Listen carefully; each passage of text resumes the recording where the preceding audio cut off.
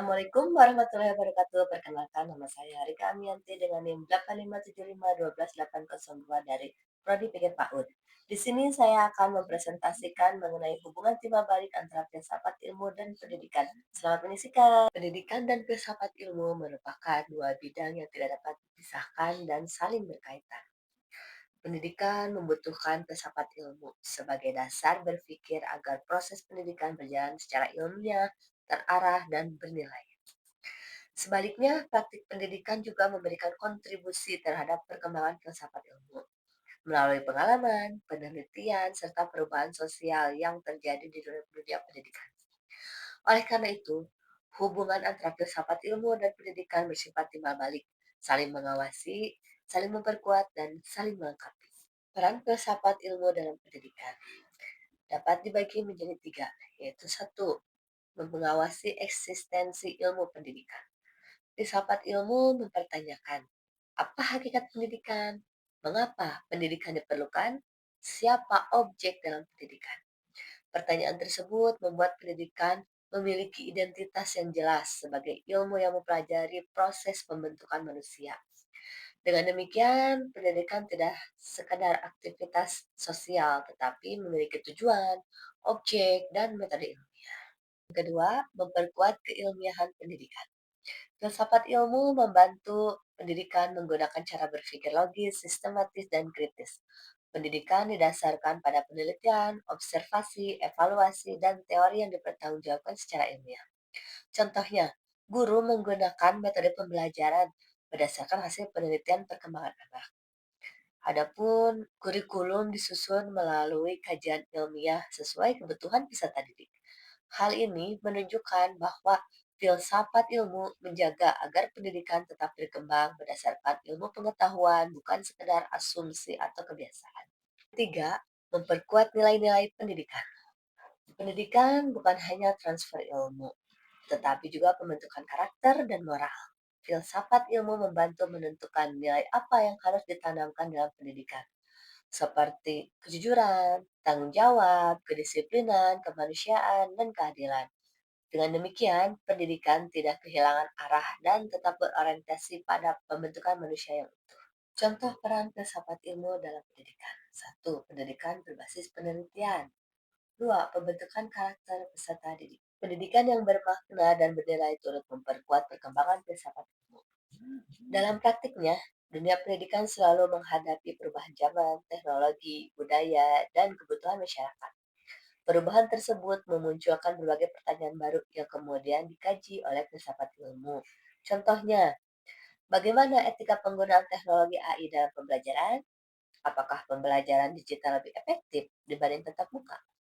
Bagaimana pendidikan karakter diterapkan di era modern? Pertanyaan-pertanyaan tersebut mendorong filsafat ilmu untuk terus berkembang dan menyesuaikan diri dengan realitas pendidikan yang berubah. Selain itu, penelitian pendidikan juga menghasilkan teori dan pendekatan baru yang memperkaya kajian filsafat ilmu. Artinya, pendidikan menjadi sumber pengalaman nyata bagi pengembangan pemikiran filosofis. Filsafat ilmu disebut sebagai pisau analisis karena mampu membedah berbagai persoalan pendidikan melalui tiga aspek utama, yaitu ontologi, epistemologi, dan aksiologi. Ontologi membahas tentang hakikat atau objek yang dipelajari. Dalam pendidikan, ontologi mempertanyakan hakikat manusia sebagai peserta didik, hakikat belajar dan mengajar, tujuan sebenarnya dari pendidikan. Contoh, anak usia dini dipandang sebagai individu yang unik dan berkembang secara bertahap. Oleh karena itu, pembelajaran anak usia dini harus berbasis bermain, bukan pembelajaran yang terlalu akademis. Epistemologis membahas tentang cara memperoleh pengetahuan. Dalam pendidikan, epistemologis membantu menentukan metode pembelajaran, strategi mengajar, pendekatan penelitian, dan sumber pengetahuan. Contoh, guru menggunakan metode eksperimen, diskusi, atau pembelajaran proyek agar anak memperoleh pengetahuan melalui pengalaman langsung. Aksiologi membahas tentang nilai dan manfaat ilmu. Dalam pendidikan, aksiologi menekankan bahwa ilmu harus digunakan untuk kebaikan manusia dan kehidupan sosial. Contohnya, pendidikan karakter diterapkan agar peserta didik tidak hanya cerdas secara akademik, tetapi juga memiliki moral dan empati sosial. Melalui ketiga aspek tersebut, filsafat ilmu membantu pendidikan menjadi lebih kritis, terarah, dan bermakna. Konkret penerapan filsafat ilmu kurikulum merdeka merupakan contoh penerapan filsafat ilmu dalam pendidikan.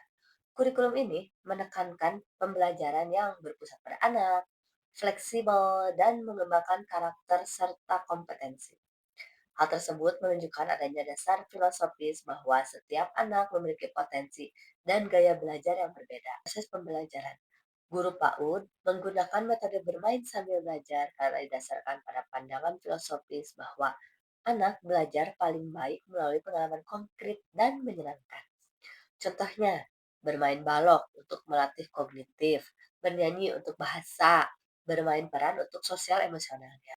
Kebijakan pendidikan inklusif juga menunjukkan penerapan filsafat ilmu. Pendidikan inklusif didasarkan pada nilai kemanusiaan dan keadilan, bahwa setiap anak memiliki hak yang sama untuk memperoleh pendidikan tanpa diskriminasi. Penjelasan di atas dapat kita simpulkan bahwa filsafat ilmu dan pendidikan memiliki hubungan saling mempengaruhi dan saling memperkuat. Filsafat ilmu memberikan dasar berpikir yang kritis, ilmiah, dan bernilai bagi pendidikan. Sedangkan pendidikan menjadi ruang nyata bagi perkembangan filsafat ilmu melalui praktik dan pengalaman sosial. Melalui ontologi, epistemologi, dan aksiologi, filsafat ilmu mampu menjadi alat analisis dalam memahami berbagai persoalan pendidikan.